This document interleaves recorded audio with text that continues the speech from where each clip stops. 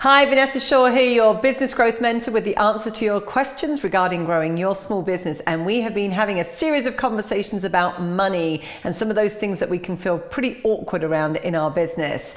So one of the tools that I often share with our own clients is about daily tracking. And a lot of times, I'll be really frank with you, when I first suggest this, they're like, really? Do I have to do that daily? What if I'm not getting money coming in on a daily business, on a daily basis rather, into my business? I say that's the whole point. We need to do some tracking to see how many days you've actually got money coming into your business, and then we can start to look at what are some of those gaps.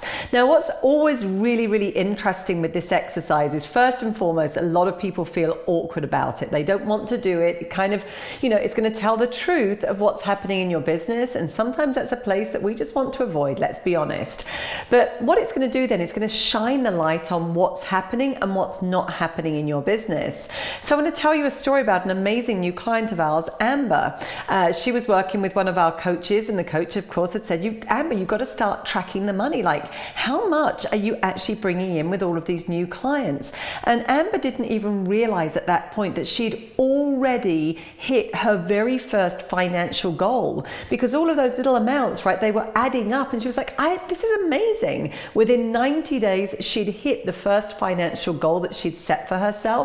And she would have only discovered that through money tracking.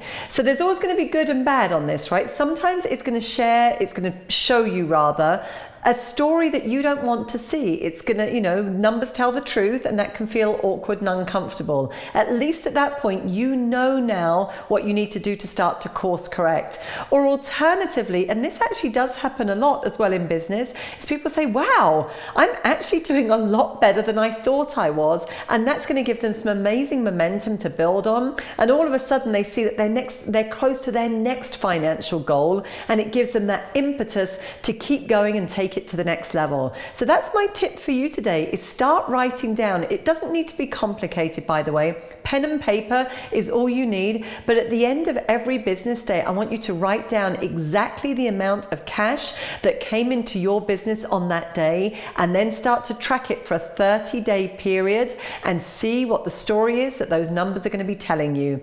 If you like this tip today, please like, comment, and share, and I look forward to sharing some more with you really soon.